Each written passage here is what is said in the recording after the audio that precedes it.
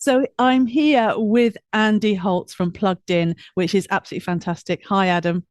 How are you doing? I'm good, thank you. And you?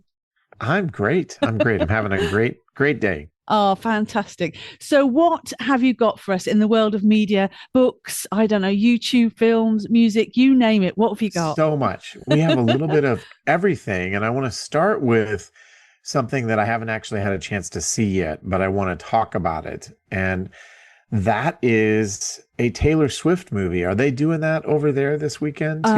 I don't know. I've not heard. But then you see, I'm So, not I'm not in the know. You're more in the know yeah, than I am.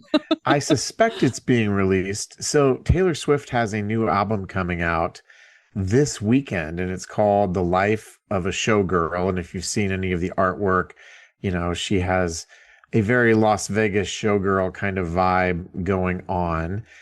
And at least here in the States, they're doing a release party movie over the weekend. So Friday, Saturday, and Sunday to give fans an opportunity to donate even more money to Taylor Swift than, she already has, apparently. I think her marketing team never sleeps. That's the bottom line. And Yeah. she's no slouch either. But it feels like, she's been one of the biggest stories in music the last, number of years at this point.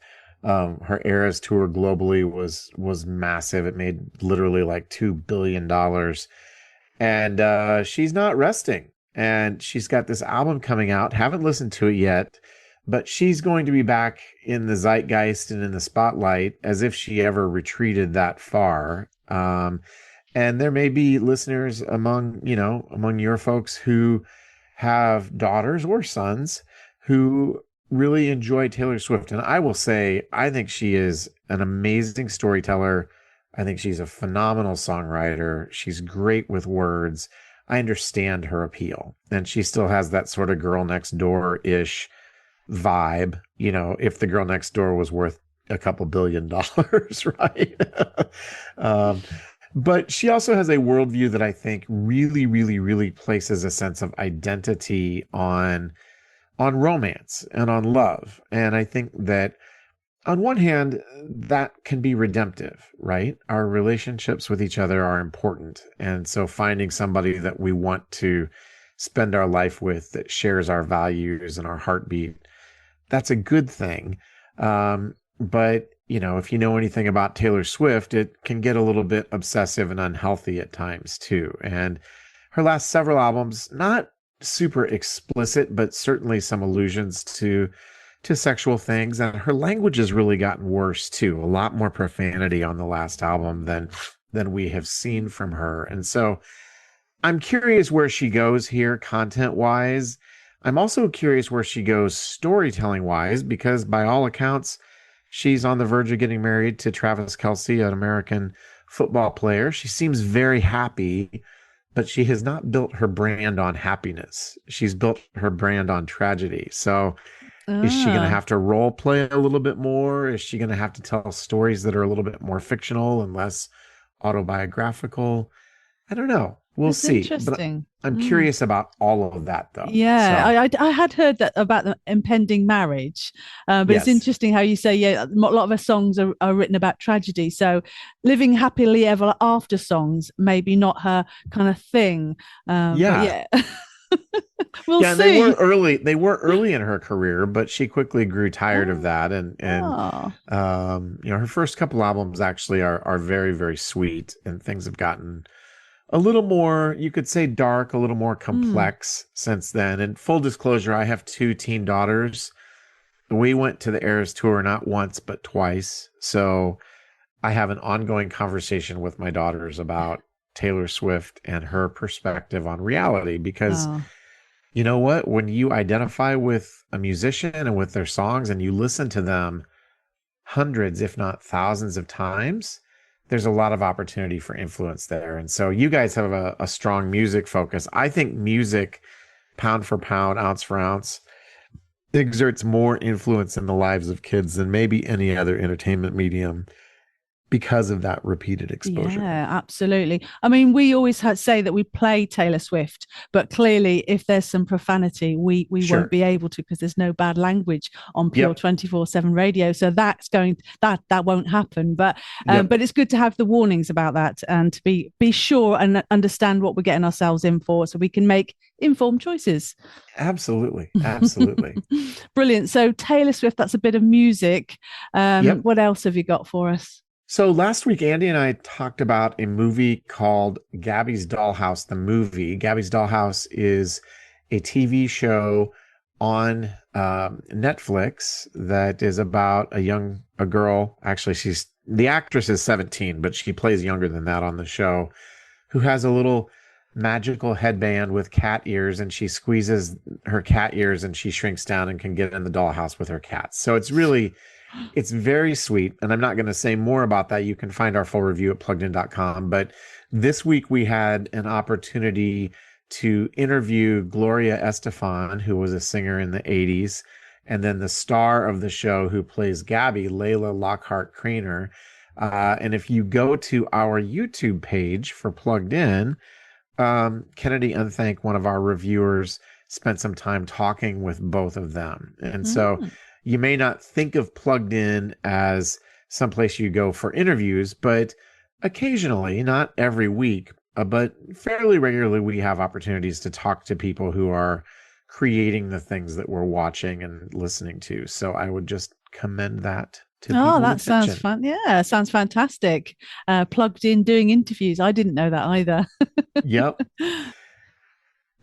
Next up, also Yeah. we'll stay on Netflix. There is a new sort of modernized take on a very old story, and when I tell you the title, you'll know exactly what it is. It's called Ruth and Boaz, and it Oh. takes the story of Ruth and Naomi, and it modernizes it, sets it in a totally contemporary context. And apart from a couple places where there's a little bit of innuendo, they do a fairly good job of updating this in a completely contemporary context. So there's just a smattering of profanity, one or two mild profanities, but pretty interesting take on, what would it look like to reimagine Ruth and Boaz's story in a modern context? And interestingly, it's on Netflix. So we've seen so much Christian content over the last few years. I think even some of the bigger secular and mainstream players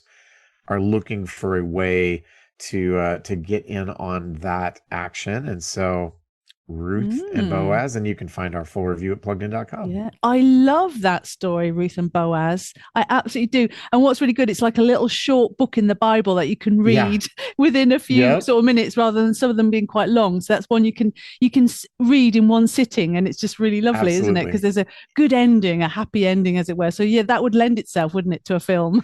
It totally lends itself to a film, and I think that they did a pretty good job with it. So, Brilliant. yeah, I mean, there are weeks that I come on with you guys where there's things to talk about, but not necessarily things that we can commend to people's Mm. attention, with the suggestion that, yeah, this may be something that's worth checking out. But a couple things this week sort of check that box. So that I, is always nice. I like the name Boaz. I don't know if anyone gets called that these days. I'm sure there are people out there, but what a cool name. It's always It's good a to have a pretty cool name. name. Yeah. So that's music, and that Yep. was a film you say on Yeah. Netflix. That is a Um, film on yeah. Netflix. Yep. And we've got time for more, haven't we? I'm Yeah. very much aware that we need to keep to time, but you've got Yeah. so many good things to talk about. We could talk for days, really, couldn't we?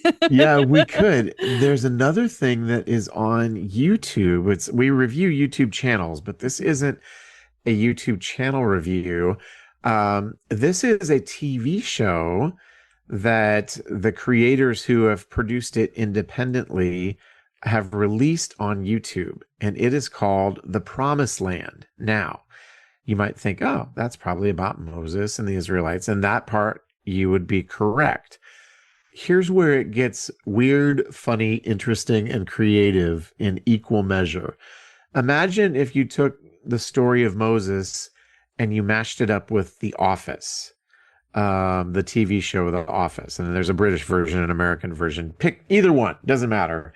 This is a sort of mockumentary comedy retelling the story of Moses entering the promised land from that sort of comedic office style perspective. And it is funny. I mean, it sounds like the weirdest thing that you have ever heard of, but it's funny. But weirdly enough, there's a fair bit of content just because actually there's a fair bit of content in Moses' story too.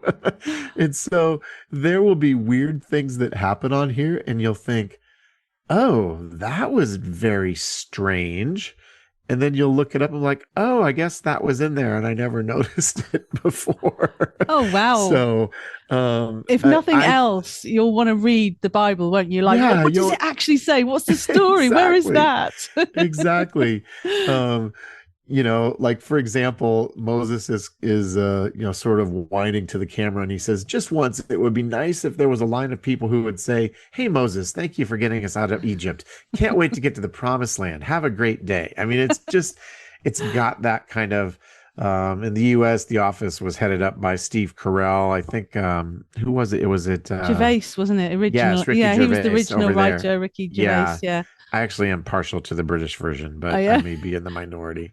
But anyway, I think it's if you're a fan of The Office, this might actually be worth checking out. So, but again, it's got some moments that'll make you raise your eyebrows a little bit. Oh, too. really? Oh, I mean, not in a like, oh, that's beyond the pale kind of sense, but yeah, you know, in a sense of, oh, okay, I've never really thought about that before. Who are the actors then in this? It's a bunch of nobody you're gonna recognize their names. Okay. So unless you know who Wasim Nomani is, which I no, didn't. you got me there. Firan Khan, Majed To be Sayes. fair, Adam, if you mention somebody really famous, I'd probably go, oh, who's that again? Oh, is that the one who does? And I'd be there for ages trying to figure it out. Yeah. So it wouldn't help much. Yep. So that's interesting. Two there, sort of Christian type ones. You've got Ruth and Boaz and the Promised Land. Are there more Christian ones? You know, that's the only one like that. There's certainly other Christian stuff out there, but this is a kind of a labor of love from the guys that created it, and they have really sought to reimagine, I think, in a good way, the biblical story from a comedic perspective, which, you know, other than maybe The Life of Brian way back in the 70s from Monty Python, which certainly was not doing Christianity any favors. No. We haven't seen a lot of that. No. Oh, wow. So that's just really interesting how we're having something like that out there at this time. Definitely needed. Because I think back to school, take your Bible to school is something that, is it you guys focus from in the take family? Your Bible to school day. I love that. So something like this is going to really support things like that. So that's good. Yes. I think, have we got time for one more thing? Yep. And I'll blaze through it super fast. Okay. There's a new album out from 21 Pilots, and 21 Pilots is a huge group. Their stuff really blends genres between pop and hip hop and rap and that sort of thing. And they have been telling sort of an ongoing dystopian story. And this is sort of the conclusion of that story, and a character named Clancy who is fighting against the dystopia. I won't spoil it for you. It's worth it's worth a look at the review. It sort of references suicide, but it does so from a perspective of really, really encouraging people not to lose hope, to stay engaged. This is in some ways a dark album, but in some ways I think a really upbeat album. And if you're a 21 Pilots fan, you've probably already digested it 10 times. They have an absolutely ravenous following. These guys are both Christians and have talked at length about their faith over the years. They're not a Christian band in the way that we might normally think about that, but they're certainly a band whose faith influences them. And we see that show up in some of the redemptive themes in Breach. So that is the latest from 21 Pilots. Wow, fantastic. That's something at Pure 24/7 Radio. We never differentiate between Christian and non-Christian music because you see, people there's a mixture, isn't it? And even if you may not consider yourself to be Christian, your lyrics will speak of Christian type things. And we have a lyric game we play where you have to guess whether it's a Christian or a non-Christian band. And sometimes it's really difficult. So one of the lyrics was from Skillet, and they're like, "Oh, can't be Christian." It's like, totally. And then there was, I think, one from Katy Perry, who's clearly not a Christian, but her lyrics were quite Christian in that, and so on. So that's useful to know. That's brilliant. I love that. So we've got lots of music there, and Netflix and sort of Promised Land. Something loads to look forward to. Promised Land. I mean, I've got to go and watch The Office now just to remind myself what that kind of comedy was, so that I can prepare myself for Promised Land. Well, you have yourself a great rest of your day. Thank you so much again, I will do it. Adam, from Plugged In. Again, remind us of the website that we can go to so we can get all of these great sort of, what do you call them, reviews? What's the right word? Reviews, commentary, tutorials. So you'll get reviews of music, TV, television, movies, video games, YouTube channels, and technology. And you can find us at pluggedin.com. And we are a ministry of Focus on the Family. Fantastic. Well, thank you so much again, Adam. We'll catch you next time. Sounds good. Did you know that at Pure 24/7 Radio we also offer advertising? Advertising really does work. Let's face it, you're listening to this. Want to know more? Well, just go to pure247radio.org, pure247radio.org/advertising, and you can get everything you want and more there.